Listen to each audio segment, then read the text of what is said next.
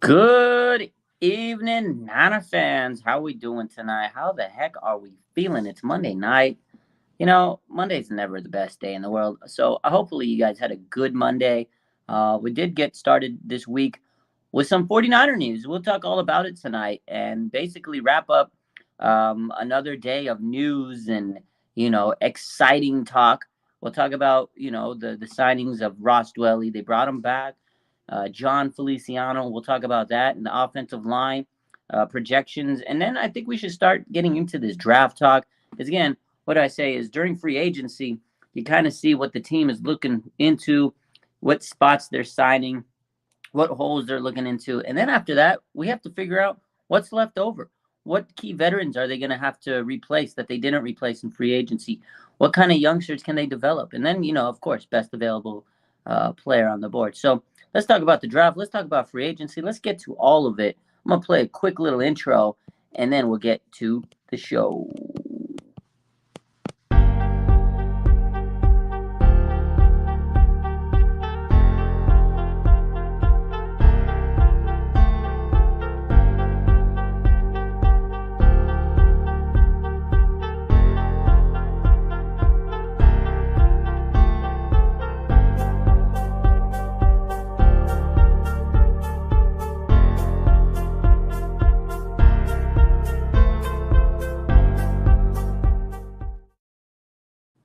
What is up, everybody? How's everybody in the chat? My man Flood, what's good? VZ, he says Sundays and Mondays are boring without football. Is very true. Christine says, hello, what's up? Hello, what's up, Christine? Joshua, what's good? Steven, what's up, my man? Make sure you guys hit that like button, share this video, subscribe, all that good stuff. Make sure you please like it. Helps the video out a little bit. That's what everybody on YouTube says. So might as well say what everybody else says. But let's get into it. The 49ers had some signings today. They lost another player. What's new this offseason, right? And we're going to talk about the impact of it. First and foremost, the 49ers re-signed tight end Ross Dwelly today on a one-year deal. We saw that earlier this morning. A veteran tight end. He's going into his sixth season with the 49ers. Thought it was a nice move. I like Ross. He's a good veteran. He's not a starter. He's a guy that could come in and spot start. He's not an inline blocker, but he could come in and at least be a depth guy. Again, Charlie Warner is your blocker that, can help Kittle out on that blocking game. But, the 49ers have been desperately looking for another quality tight end. I'm not saying that Ross Dwelly isn't a quality tight end. He's a good depth piece. He's a good backup tight end. When Kittle's been hurt, they've added him in the lineup. George Kittle's going to be 2,000 by the end of the season. He's going to be about 30 years old. So he's not getting any younger, right? He's not getting any younger. Ross Dwelly, sixth season. I still think the 49ers have to make a move for a tight end in the draft. Maybe two. We'll see. But tight end becomes a priority now. Again, Charlie Warner's there. You got Ross Dwelly and George Kittle. 49ers love to use the tight ends. They love to use them in blocking schemes. They like to have multiple tight end packages. You have Kyle Juszczyk, who's a fullback that sometimes operates like a tight end, but you still, with this offensive system, need to bolster that tight end room. We saw in the NFC Championship game the nasty play, Hassan Reddick getting blocked by the tight end, Tyler Kroft, and we know what happened after that. So at the end of the day, the 49ers have to make sure they have some solid tight ends in the room. I do like Ross Dwelly. He's been a solid, contributor to this team overall. 17 starts in his career. Again, he could come in and start for Kittle when they absolutely need him to. But I still want them to upgrade that spot. Ross Dwelly wasn't utilized a lot last year. He's been an unsung hero at times. I remember a couple years back, Washington game in the Mud Bowl. He was a guy that had a big-time catch to seal the deal. There was a game against L.A. Not too long ago, a game against Seahawks when Jimmy Garoppolo had to come back. The touchdown pass he came in, and when he came in for Trey Lance, boom, right to Ross Dwelly. So Dwelly's had some solid moments. He's an underrated guy. A couple years back when he started in place for George Kittle in Arizona, he had a pair of touchdowns. So it's a guy that's made some plays. Again, I like it. One-year deal. This is a very, very, very strong tight end class. I think the 49ers would be silly if they don't go out and get one of these tight ends for their team because they got to strengthen the depth. You got to make sure you train a guy for the future. And what did the 49ers do? They lose veterans after, some time, and they replace them. Like, remember Jaquiski Tartt? They replaced him with Talanoa Hufanga. Tomlinson replaced with Banks. You had Ebicam, it looks like they're replacing him with Drake Jackson this year. We lost K'Wan Williams, and they've been trying to replace him over the last year or so. So it looks like maybe if Ross Dwelley goes, veteran, eventually you're going to have to replace him. He's on a 1-year deal. I don't know if they re-sign him next year. I was a little surprised they brought him back this year. So we'll see. I'm looking into tight ends. I've been kind of studying the draft more and more as the days have gone by. Tight end class is phenomenal this year. You got a kid from Miami, Will Mallory. This guy could be a day 3 pick. He's got a very, very good arsenal. He's a straight line speed type guy. He runs very fast and in one way. If we need just a pass catching guy that's going to be able to go out there and run down fast, straight line, wide receiver type tight end, I like this kid out of Miami, Will Mallory. So again, 49ers absolutely have to strengthen this position. There's a lot of tight ends. I mean, we've mentioned some on Larry Kruger's show today. They got Davis Allen out of Clemson. There's another kid, Tucker Kraft out of South Dakota. I like this guy. He's kind of a project, but he's very fast. Cade Stover out of Ohio State. Really like him. And another guy I'm really high on is Sam Laporta out of Iowa. He's a yak machine. Definitely a Kittle type guy. We have a guy from Iowa, George Kittle. Why not get maybe a guy that's very similar to George Kittle in Matt Laporta? I really love this guy. So, again, 49ers can look into the draft. Those are some solid moves. And then you got Shoemaker from Michigan. That's another stud at tight end. So, very deep draft class. That's just a handful of them. I definitely think the 49ers have to look into the draft for tight end to add depth. And, again, add some guys they can develop. Because right now, again, you have Charlie Warner, you have George Kittle, the man, and Ross Dwelley. But I still want them to get stronger at this position. So let's see. Flood says Dwelley also filled in for Juice when he was out with injury. So, yeah, a very solid player. He's a depth guy. He knows the system. He could fill in at fullback. He could fill in for tight end. I definitely agree with that. Marnisha says, is the preseason here yet? I'm bored without football. 100%. I wish it was football season. It can't come fast enough. Stephen says, Sam Laporta from Iowa reminds me of Kittle. Yeah, 100%. We just mentioned him. Ryan says, Will Mallory from Miami. That's who he wants. 100%. Definitely a solid player. S. Flood says, my wife is happy. Dwelley is back. That's her favorite. Ross the boss. Ross the boss. I like him. He's a good dude. And you know what? He's a consistent player. He's a clubhouse guy. Him and Kittle are dog. They're like best friends, right? So it's good to see you get cohesion. You keep a guy that's really, friendly with Kittle.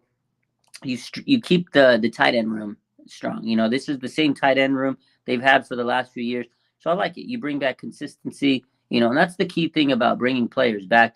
Like, he may not be the best player in the league, but he knows the system. He's a good, veteran, and he can keep consistency in the locker room. Him and Kittle are really good friends, and Charlie Warner too. Those three guys are inseparable. There's a picture that Dwelley posted on his social media today. The boys are back, and it has a picture of him, Kittle, and Warner. So you could tell, like, the vibes are up in the locker room with the tight end department. So solid move in my opinion. VZ, good transition to our next player. VZ says, Feliciano, the big dog. We'll talk about him in just a second. I still see some comments here. I'll take a look. My man Peter Parker says, YouTube's falling off, no noties. I got a lot to say about YouTube, but we'll get to that. I'm gonna have to restart my YouTube. I'm not even gonna say everything I gotta say, but let's just sit back, relax. We'll see. I might have to restart my YouTube soon, but that's another story for another day. Let's get into the big dog, right? The big dog we got to talk about, Jon Feliciano. Sean says, I'm glad the Niners are addressing the offensive line needs by getting Feliciano. I like this move. Again, not a splash name, not like this guy that's going to move the needle and win you a Super Bowl, but the Niners need depth. And I was happy about this signing because one thing we've been talking about over the last few days is depth at the offensive line. I feel like that's one area the 49ers have to get consistent. I mean, I know they lost McGlinchey. They brought back Brendel. That was a solid move, a good center. But they needed a stronger right tackle. We've been sitting here. They have McKivitz. It's like they want to gamble with the cheaper player, but I don't know. I don't know if I have a lot of faith in McKivitz. Maybe you give him his opportunity, but even behind him, the depth behind McKivitz is kind of lacking. You got Nick Zakelj and Jason Poe, two young players. I think they have talent, but we don't know what they can do. And you got Jalen Moore. I'm not too happy about Jalen Moore, honestly, being the swing tackle right now. So if McKivitz was your swing tackle, I'd be in a better position. So now enter John Feliciano, 31-year-old veteran. He can basically be that Daniel Brunskill replacement. He's a Swiss Army knife. Look at this guy. He's played every position except right tackle. So that means he's played left tackle, left guard, center, right guard. He started for the Giants at center last year. This is a guy that could come in and compete. He could be a plug and play guy. Maybe if he's good enough, he can push someone out to the other part of the line. So this is your projected offensive line. If the season started today, we talked about this earlier. Trent Williams, you have Aaron Banks, Jake Brendel, Spencer Burford, and Colton McKivitz. Now here's the thing. John Feliciano, he can be this, basically the sixth man like Brunskill, or if he's good enough in camp and you can't bench him, you go put him in at right guard. You could put him at guard, and then you can move Burford at right tackle if Burford's able to play right tackle. I talked to him last year. If you guys remember, one thing he told me is he wants to do whatever the team wants him to do and to help him win.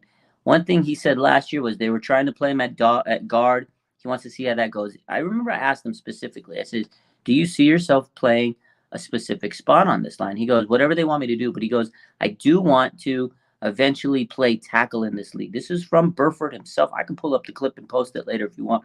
But he specifically says, I could play tackle in this league. I want that chance. He played tackle and guard in college. We've talked about this before. Maybe you move Burford out to play tackle if Feliciano is good enough to start. But again, at the end of the day, this gives you very, very good depth. And now you can have a competition in training camp. Let the best man win. The only thing I don't like about putting Burford at tackle now, because he has a year under his belt at guard. He was a rookie. That's what he learned. I'm sure he could transition, but you don't want to just transition a young guy just because you don't want to waste the development, because he was a solid guard last year. He rotated with Brunskill. And again, I like this Feliciano guy because he is a Swiss Army knife type guy, a guy that could come in, and if you have a center injury, he could play center. If you have a guard injury, he could play guard. If you have a tackle injury, he could play tackle. So we'll see. I like it. I thought it was a solid move. Again, it wasn't like a needle mover. It wasn't like, oh my gosh, Super Bowl move, but it was a good, solid move to me. It was solid. 49ers, they lost some depth players. They lost some key free agents. If you really look at the roster, they lost 4 starters from this 49ers team that was in the NFC Championship. So they have 19 of 22 players back on the team. They've lost a few players. So it's not like they got to replace every starter. They just have to replace some depth players, right? You lose McGlinchey. Now you added 2 linemen, basically, in McKivitz and Feliciano, who could come in and maybe compete and maybe be better than McGlinchey was. He was a good run blocker. But the 49ers need to add a solid pass protector. And then what this does now is you get guys like Alfredo Gutierrez. You have other people, Jason Poe, Nick Zakel, that we mentioned. Maybe they can step up. Maybe they could come in and compete and play. So it also sets you up for the draft. Again, we were talking about today is the NFL draft next month. Where do the 49ers move on from here? So now it seems like their offensive line is taking shape. I still feel like they need to improve at right tackle. If I'm the 49ers and I have these 3 third-round picks, package them, trade up, get a right tackle. Go and get my draft crush, Cody Mock. I like Breeland too. But if I'm the 49ers, I want to make sure I have a quality franchise right tackle on the opposite side of Trent Williams. Trent Williams isn't going to get any younger. But at the same time, you want to make sure you're protecting your quarterbacks. You went through all these injuries last year at the quarterback position. If you don't put them in the best position to succeed and stay healthy, you're kicking yourself in the head, man. That's bad. So, obviously we can look at right tackles and in the draft, just like we looked at, tight end prospects in the draft. There's quite a bit of them. There's a lot that I like. There's a few I'll mention off the top of my head. I mean, again, if they stay at round 3 and they don't trade up, maybe you can go get the senior from Ohio State, DeJuan Jones, late day 2 projection. Not a bad guy. I think he was solid, big size. He's definitely a very big guy with a 7'5" wingspan. Very, very large guy.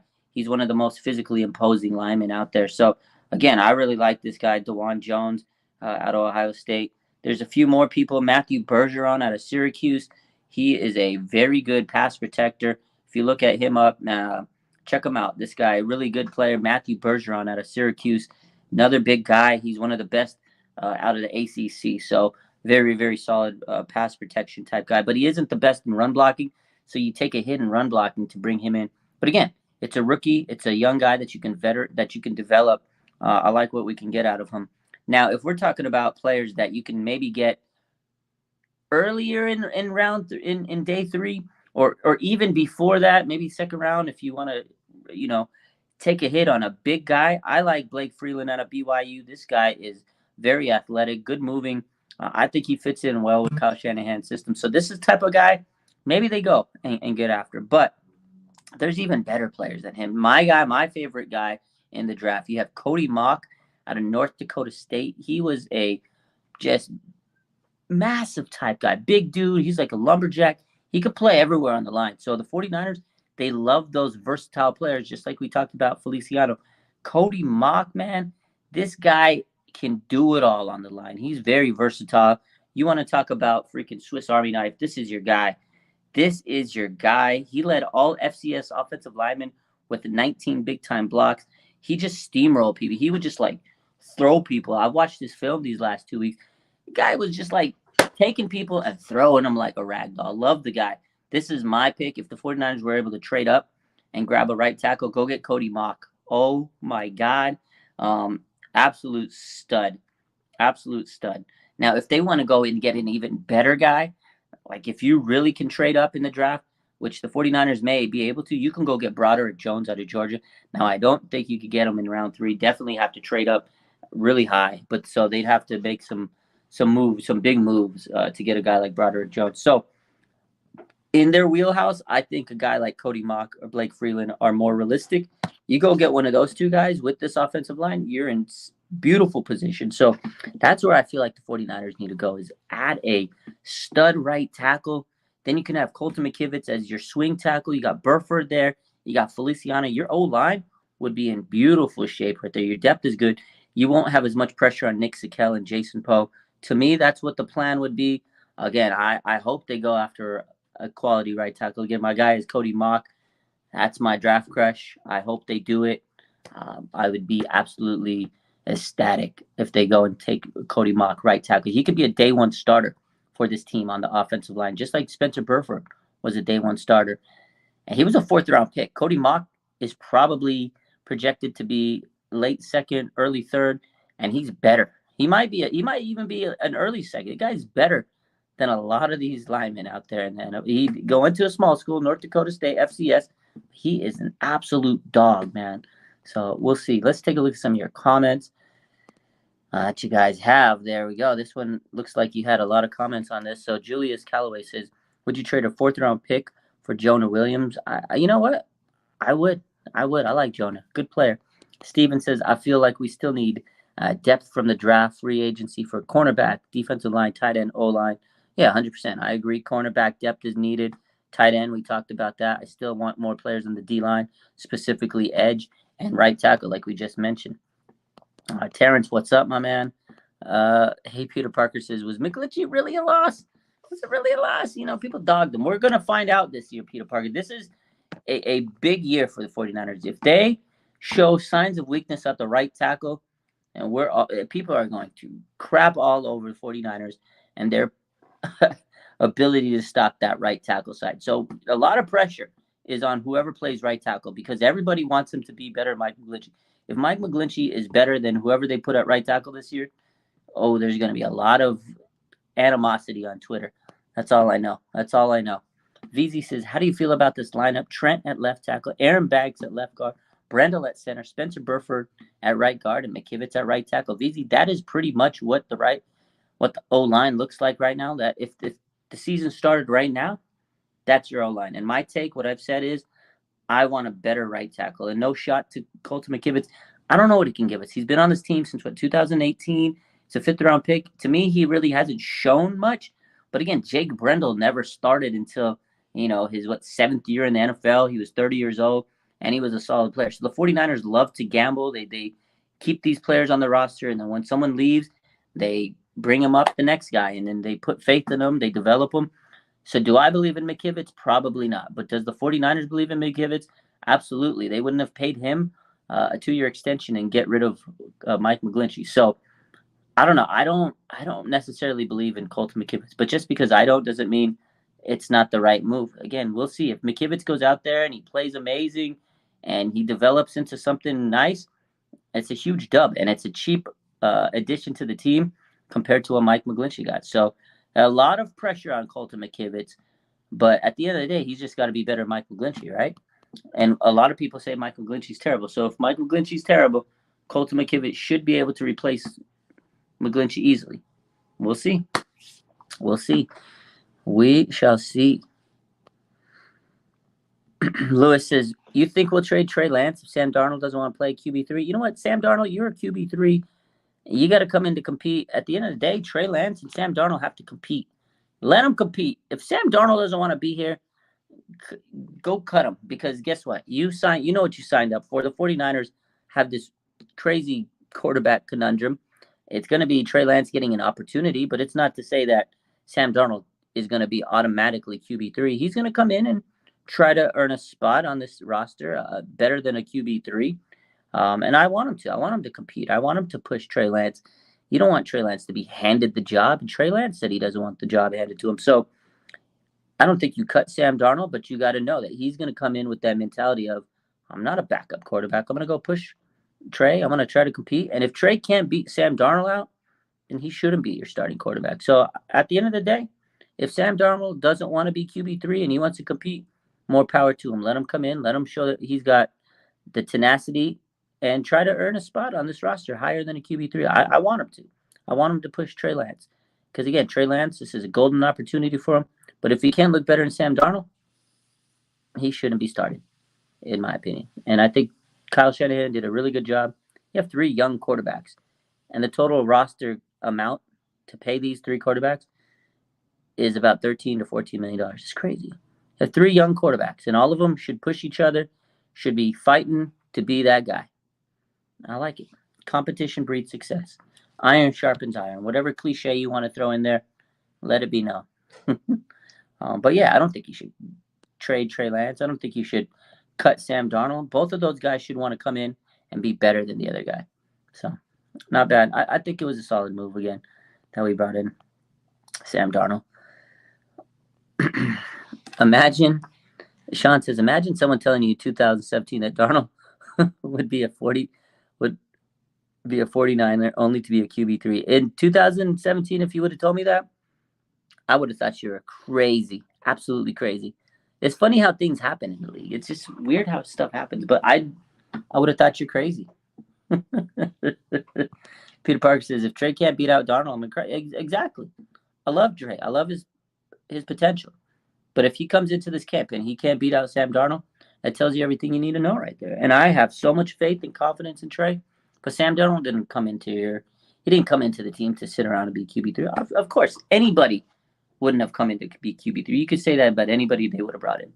They're all competitors. They're all athletes. They want to be the best that they can. So I'm happy they got these guys that are young that want to push each other. So Sean says, admittedly, I wanted Darnold that year, but that was before we got Jimmy G. I never was the biggest Darnold guy. I really wasn't. I'm sure you guys watched me talk about Darnold, and I said, I don't know, man. But at this point, like, it's funny how kind of we've come full circle, because a couple years ago, I would have told you, are you kidding me? Please don't get him. Please don't get him. But then at the same time, now I'm like, oh, I'm glad we got him, because the 49ers injuries have been brutal. And as a guy that could just come in and compete with some, with the roster we have now and the quarterback situation we have with the injuries, Kyle Shanahan and his offensive scheme, I like Brian Griese to help him out and the offensive skill set. There's no pressure on Sam Darnold. He's already failed. He's already been to that point where, he's seen the rock bottom. Like, he's seen that. Now he's motivated to show that I could be better than what I was when I first came out. So I like the version of Darnold we're getting now. It's not the same. All the pressure on him to be the top guy in the league and, first round draft pick, number 3 in the NFL draft. There was a lot of pressure, and he failed. He was in a big market, New York, and there was a lot of pressure on him. And then he, got casted away, went to Carolina, had to battle Baker. He came in last year Had a little bit of a renaissance at the end of the season. He was 4-2, looked good with Steve Wilks.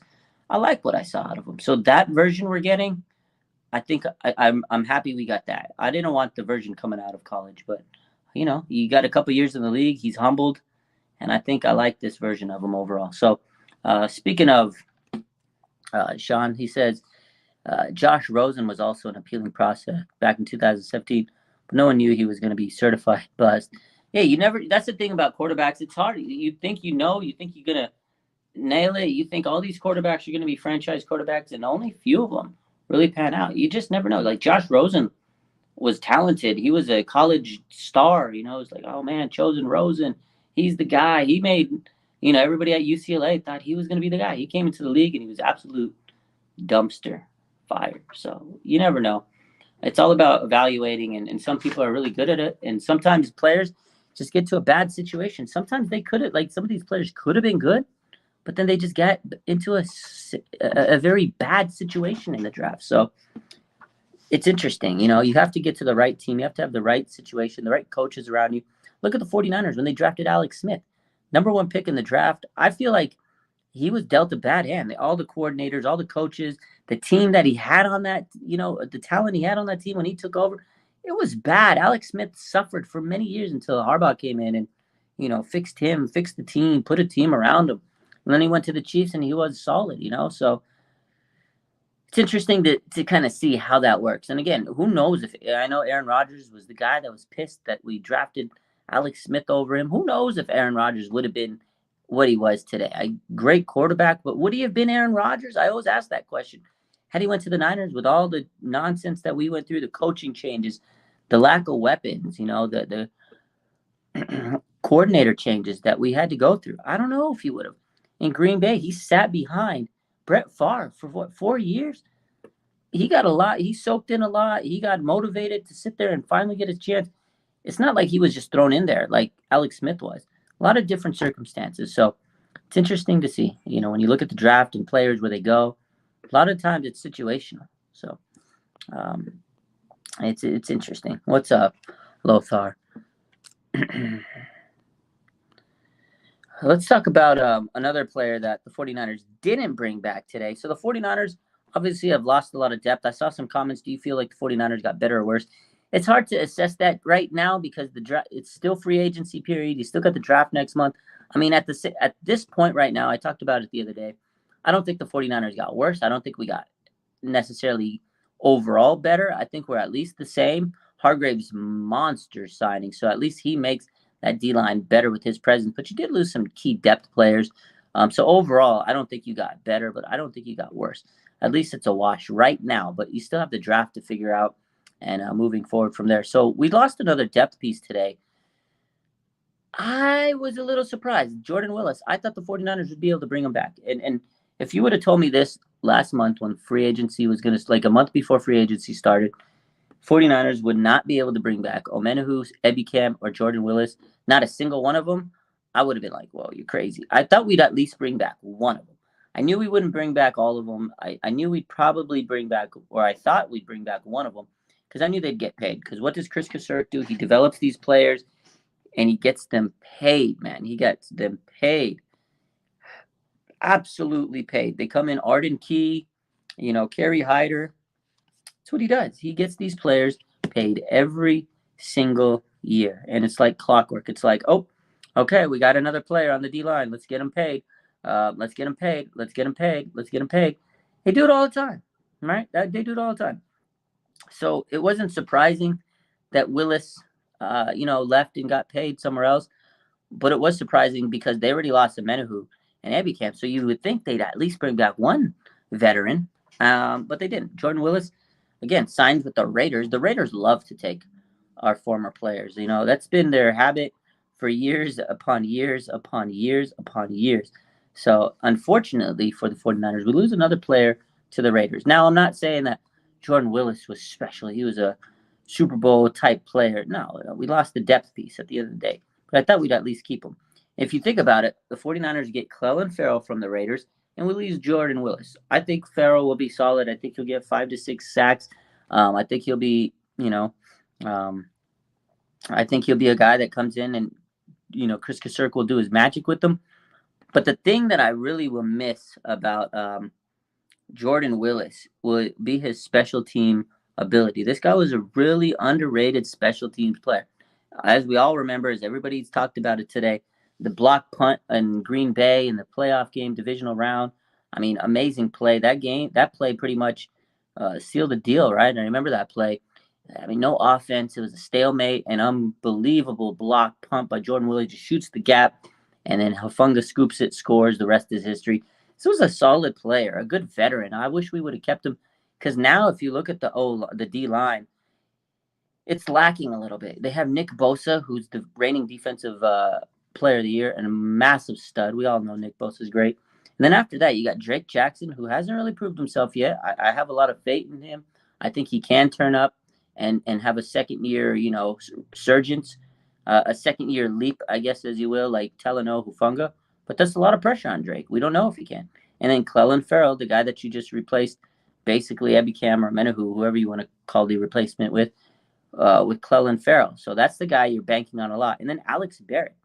Clelin Ferrell, Alex Barrett, and Drake Jackson. Not necessarily proven players on this edge, on the edge. They're going to have to find a way to get another draft pick. We talked about that.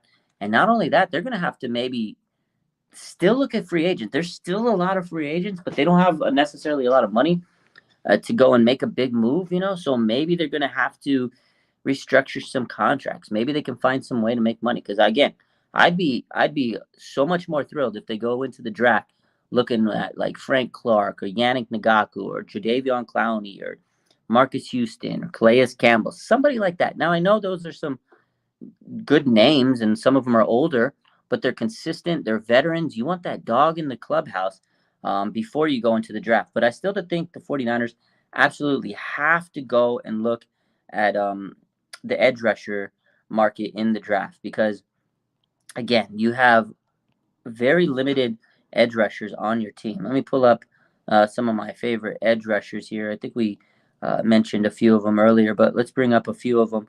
So if you're the 49ers, again, you have a guy like let's take a look. Where's my list of edge rushers? I know I have it somewhere.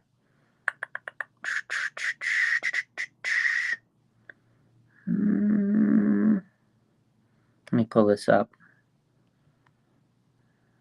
Where's my list? There we go. So, yeah, the 49ers have to get some edge rushers because even if they go in the draft, you still want to have some depth, some veterans. I still think that they need to add some guys before they go into the draft. Now, there's quite a bit of edge rushers that they can pick from. One of my favorite, actually, LSU, BJ Ojulari. This guy's a bendy guy, fast guy, speed guy. He's the brother of the Giants edge rusher and former second round Azeez Ojulari. I don't know if you guys remember him. He played for Georgia. I really wish the 49ers would have been able to draft him. That was the year they got Aaron Banks. And now looking back at it, that was the right move. I like Aaron Banks. But Azeez Ojulari, I was like, oh, my God, this guy was a stud. So he's got good, genes, a solid player. I really, really like this guy. He still needs to kind of refine his pass rush move, but that's every rookie. I think if they can add this guy and a guy like Frank Clark in free agency before that, I think they'd be so solid. That's one of my guys. There's another guy off of UCLA, Latu from UCLA. This guy is nice, man. This UCLA guy, unbelievable, man. I feel like if the 49ers can go and get a guy like this, another solid edge rusher they can add, a young guy that could develop under Chris Kasurk. So that's the guy I really, really, really want. Another guy, let's take a look at some of my list because some of these guys are probably going to be out of 49ers wheelhouse when they go and draft, unless they trade up. There's another guy I added. I like Will McDonald out of Iowa State. This is another guy, speed rusher off the edge. You can add him, just get some pure speed, cocaine speed off the edge is what we need. And again, a nice guy that can add a few sacks through the year that can kind of develop with Drake Jackson on the side. You got Clelin Ferrell. And then if you go add another veteran, you'd be in good position. So that's kind of the way I'm looking at it. The 49ers definitely need to add another edge rusher to this mix that we said, is only have 4 pass rushers right now. You have Bosa, Drake Jackson. There's going to be a lot of pressure for him to step up.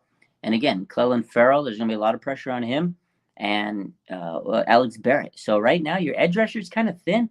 I think you need to add a free agent veteran and draft one of those guys. That's the way I would look at it. So we'll see. We'll see how it goes. But 49ers definitely need to stock up on the edge. Stephen Reynolds says Byron Young from Tennessee. I love that guy. But I think he'll be drafted before the 49ers have an opportunity to get him.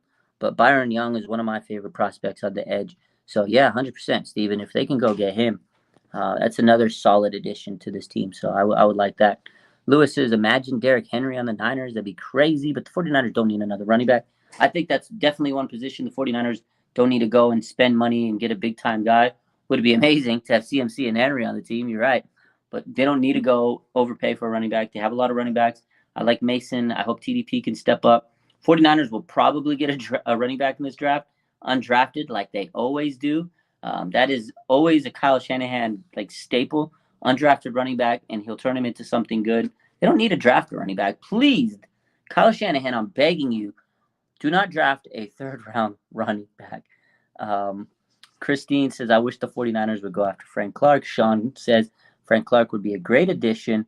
Pocket Cheesecake says, Clark, Yannick, Quinn. Julius says, Jadeveon Clowney or Frank Clark. I'll take them both, but if I have to choose between those two, I'll take Frank Clark because he is a champion. Beat the Niners. He's a solid veteran. He's been in the league, and he's mean, man. You need a dog. You know what? A lot of Niner fans, I'm sure they're going to be like, oh, I don't like Frank Clark. He talks trash. The guy's a punk ass, and the 49ers need a punk ass like that, a mean street guy. Jimmy Ward was that guy. He was that dog, that badass. That, oh, my God, tough mentality, just talking trash, hit you in the mouth. He's going to be jawing his lip all game. You're going to be irritated if you're the opposing team, but you want that. You want a dog, man. And Frank Clark is a dog to me. I want that type of guy. Give me Frank. Go get him. Lothar says Clowney's injury prone. I agree. So that's the other reason I would take Frank Clark over Jadeveon Clowney, because Frank Clark, by all means, is a lot healthier than Jadeveon Clowney. I think someone says D Ford, Jadeveon Clowney and D Ford can probably go on an injury farm together. That's not what we want. We do not want another D Ford. If we sign Clowney, I'll be a little worried about them injuries. I would like him. I mean, he'd be a solid veteran. You can keep him for cheap, but I'd be a little worried about them injuries. So, good question. 2 straight questions about kickers. So, Jay Cut says, what do you think we're going to do with kicker? And Malachi says, do you think Jake Moody falls to the 7th round? Best case scenario, we use a 4th round pick to solidify DB, edge, or O-line? I think we go kicker before the 7th round. I think Moody, I don't think he falls to the 7th round. Call me crazy. The guy's a really good kicker. Probably one of the best kickers the 49ers, not the 49ers, the NFL has seen in a long time. I watched him a lot. I watched a lot of Michigan games.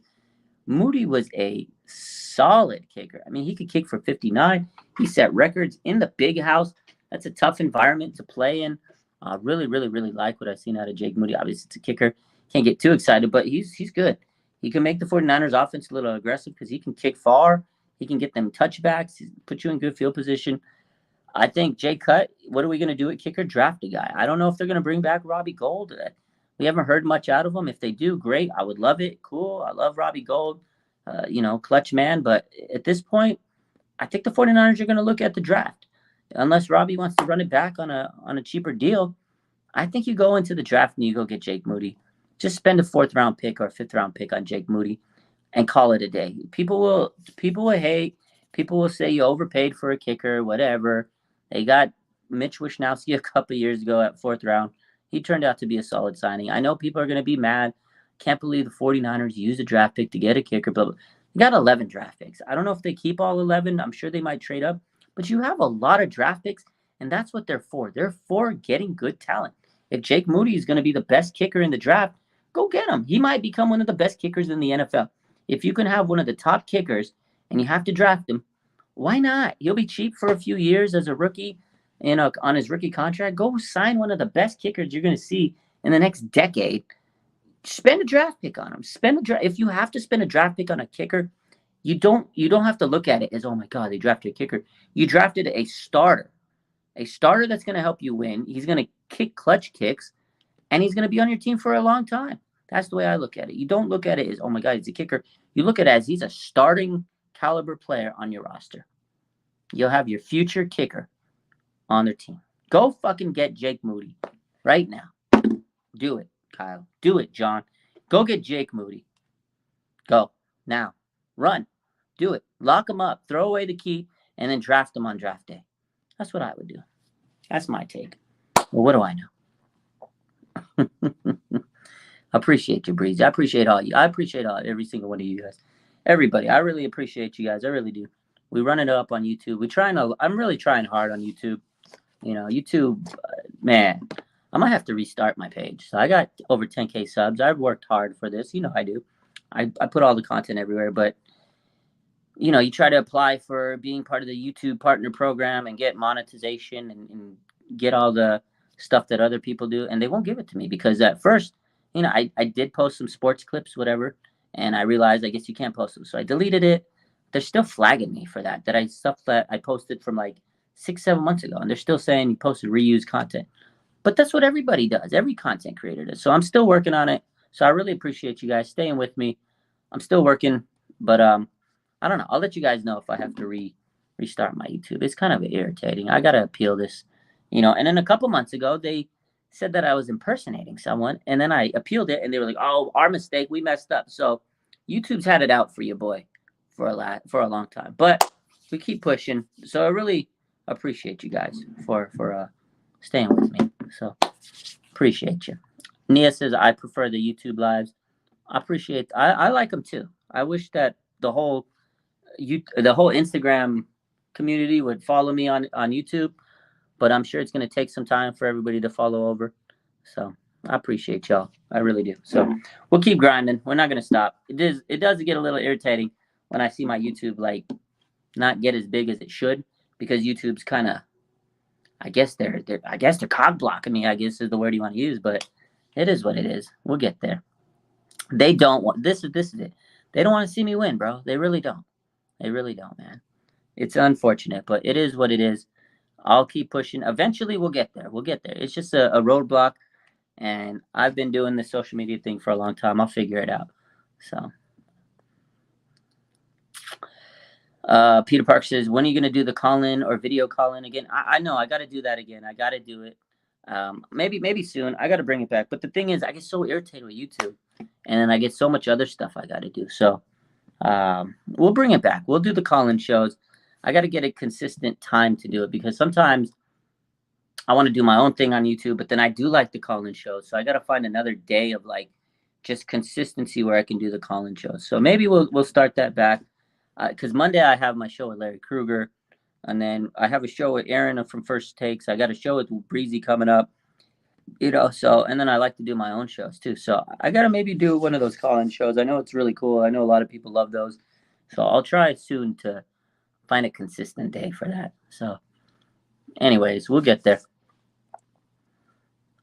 Am I planning on getting a setup for YouTube? Yeah, I am eventually. I have stuff set up, but at the same time, it's kind of worthless if they're not going to be pushing my content, because they don't even push it out into the algorithm. Because what I had to do, I had to delete tons of content. If you've been following this page for a long time, you'll go back, and I deleted so much content. All my content is just my live videos here now on YouTube. That's all it is right now.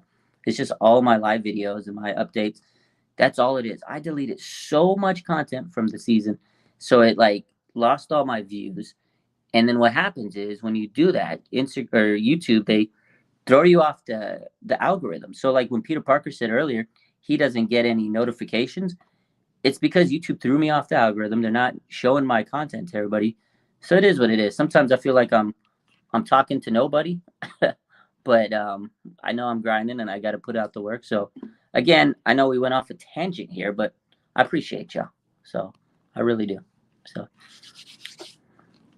connect with Jesse. Yeah, I do. I talked to Jesse before. I talked to a lot of these content creators on Twitter and everything. I talked to all of them. I respect them all. They all respect me. We talk.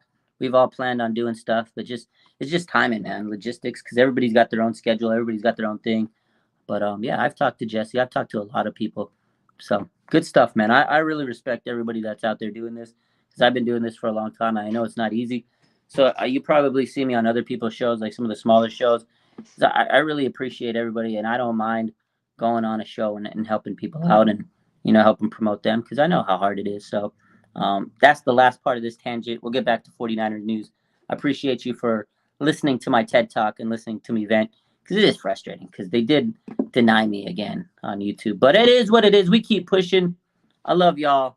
And again, let's get back to the Niners. Let's take 2 more questions for the night, and then we'll call it a day. But yeah, 49ers again. Let's recap. Let's recap a little bit. They did sign John. I can't remember his name anymore. I lost train of thought because I was talking so much. And let's get back to topic. So they finally saw. There we go. They signed offensive lineman John Feliciano. Someone in the comments thought they said Jose Feliciano, Feliz Navidad. Somebody said that in the comments, and I lost it earlier. But they signed offensive lineman John Feliciano today. Swiss Army knife. He's going to basically replace Dan Brunskill. Dan Brunskill played, the guard, center, tackle. He was your Swiss Army knife. And Feliciano is going to be able to be your Swiss Army knife type guy. They also brought back Ross Dwelley on a 1-year deal. I like it. Good veteran, solid type guy that knows the system. He's George Kittle's BFF in the tight end room. So I think it was good, but you still got to draft a tight end. And they lost Jordan Willis. I was surprised about that. Goes to the Raiders. How about the Raiders? They take everybody. From when I was a kid, I remember the Raiders taking Roger Craig. They took Jerry Rice. Good liar. They took everybody from us. I remember when I was a kid, I was probably, 13, 14 when Jerry Rice went to the Raiders. I lost it. I remember I had the Jerry Rice posters on my wall. I threw them on the ground. I was like, what the fuck? I was so mad when Jerry Rice went to the Raiders. Out of all teams, bro, I was sick. I don't know if you guys were mad, but I was disgusted. At that point, I didn't want to talk to anybody about it. I remember I was like, what the fuck? I took all the posters down. All the posters down on my wall. I didn't want to talk about Jerry Rice for the longest time, man. Unbelievable. Can you believe it? Oh, my God, man. Stole Jerry Rice from us. But I'm not going to lie. They had a cold piece wide receiver duo with Tim Brown and Jerry Rice. That was crazy. I was so pissed as a kid. But the Raiders always do it. Now they got Jimmy Garoppolo and they got Jordan Willis over there. Someone said that they think Jimmy Garoppolo recruited Jordan Willis. Good for them. Good for them. Oh, man. But, yeah, I think the 49ers have done well overall in free agency and the offseason. I don't think that they lost too much. You lose some depth players. I don't think that they were going to – it's not the end of the world that they lost Charles Omenihu. It's not the end of the world that you lost Samson Ebukam. I'm going to miss Jimmy Ward. That was a dog. That was my guy. Very, very, very solid player over the years. It took many people a long time to kind of respect him. 9-year vet, man. Guy went through everything. Emmanuel Mosley, I'm going to miss him, but he did have a lot of injuries, and there was concern. I do hate losing E-Man because he was a dog, but I feel happy for him that he got his money, $6 million. So, good stuff. Raiders always taking our players, yeah. Yeah, Lothar says Jerry Rice had more yards than Tim Brown in his first year. Dude, Jerry Rice was like, by the time he went to the Raiders, man, he was getting up there in age, and he was still cooking. He was still cooking as a Raider. So, Lilj the King says we need Nico back.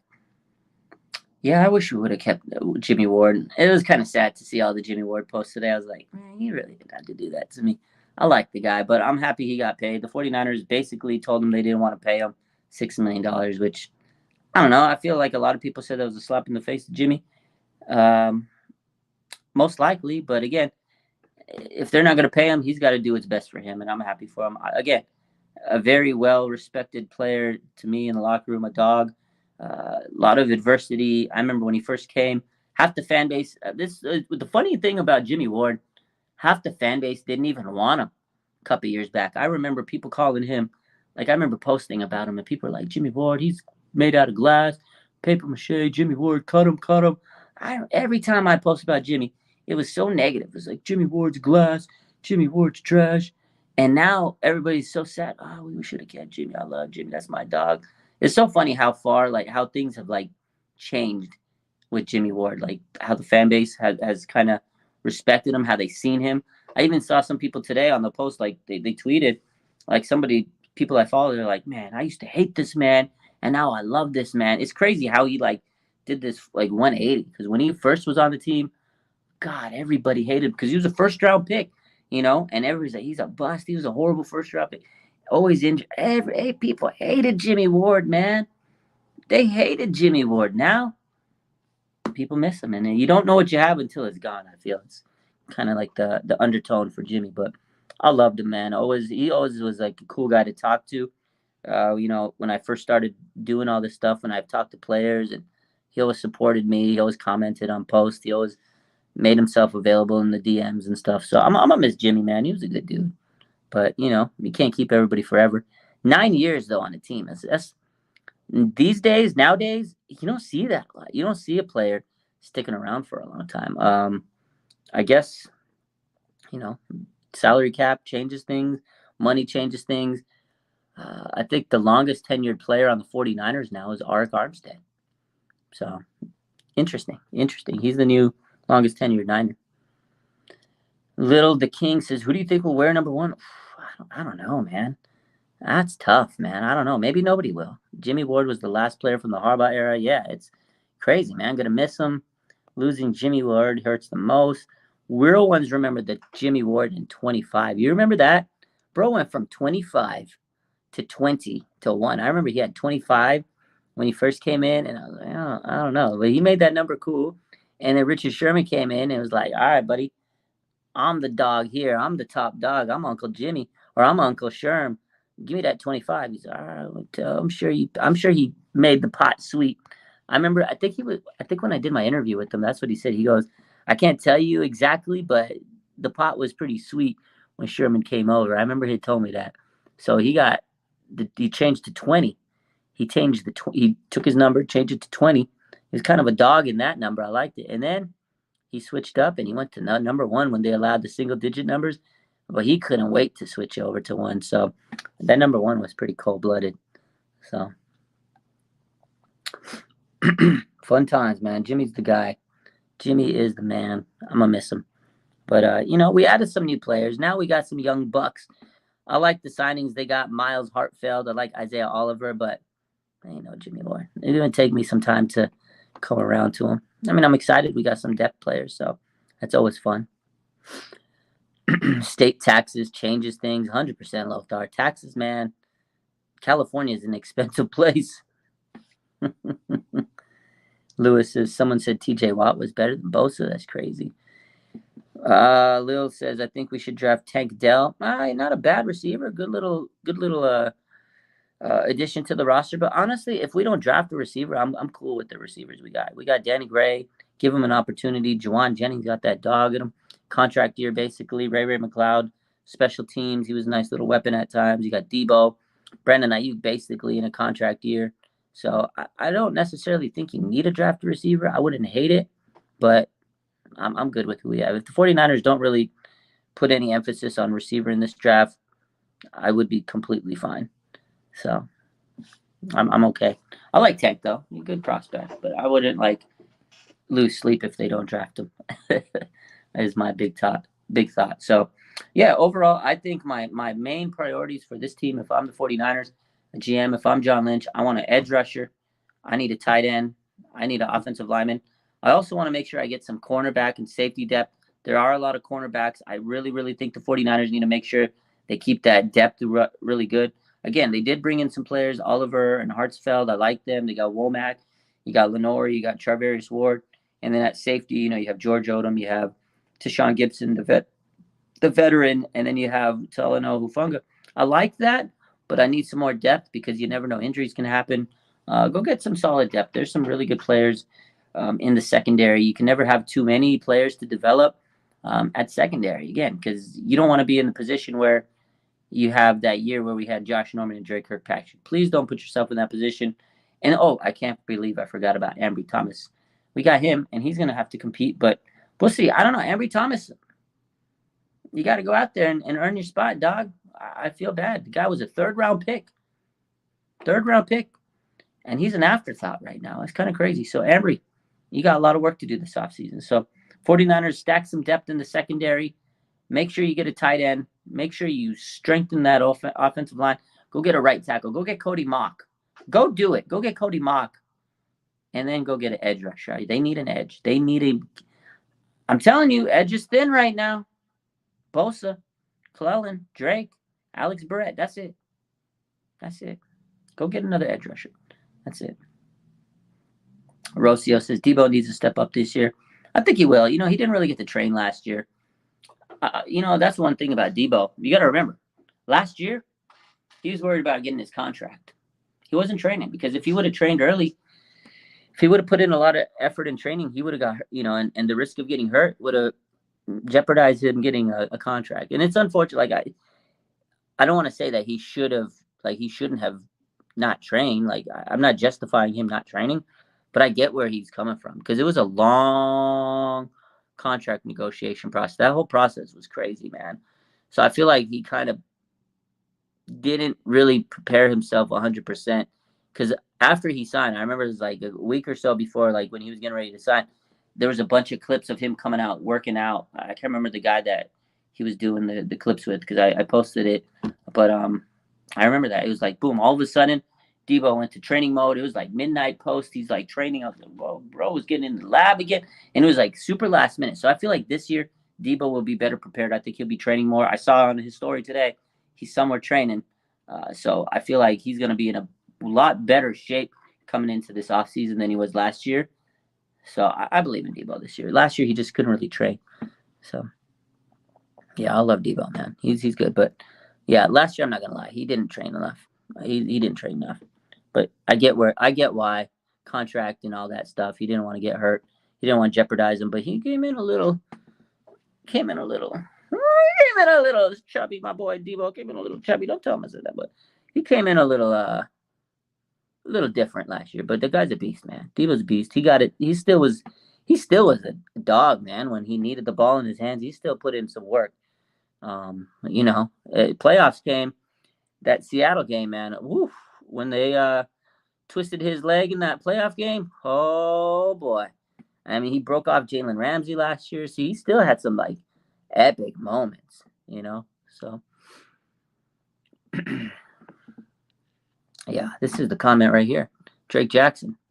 I hope he gets into shape the last 20 games. That's what Kyle Shanahan basically said. Like, bro, get your ass in shape. We all know Drake has the talent, the potential. That bend is special. Like, he has that ability. They wouldn't have drafted him in the second round if he didn't have the ability.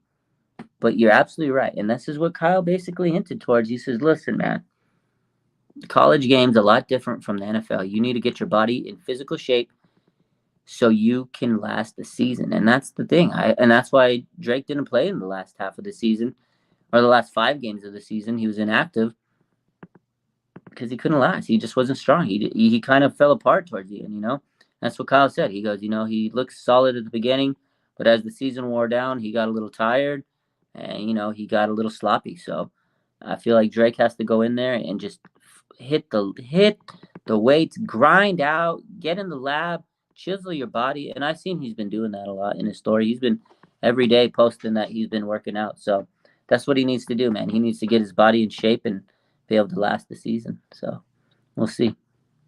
Isaac says, that's it. That's a little bit. That's okay. It's okay. He'll be all right this year. And so did Drake. But it's okay. Now they're in the weight room. Now they got to get in the weight room. Now they just got to grind off that fluff. This man said fluffy. It's that baby weight. Come on now. It's the baby weight. Y'all are crazy. I think that's going to wrap it up for tonight. It's an hour. We killed an hour here.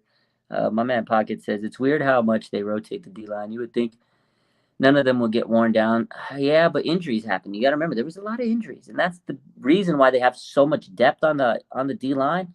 Injuries, man. You got to keep players moving. And it's a grind. That's a tough position to play. You're going up against some other monsters on the O-line. You get hurt. Players have to step in, and some games are more of a grind than others, depending on who you're going up against. It's tough.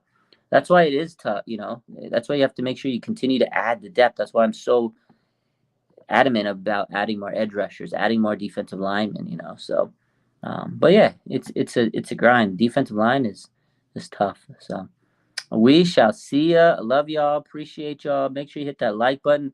Will I be live on IG tonight? I think we done for tonight. I've been live enough today. I'm gonna get some rest. I gotta help my daughter with some stuff with homework after this, and yeah, we'll be live tomorrow. Hopefully, we get some more breaking news. Breaking news tomorrow. Appreciate y'all. Have a good night. Bang bang. Nine again.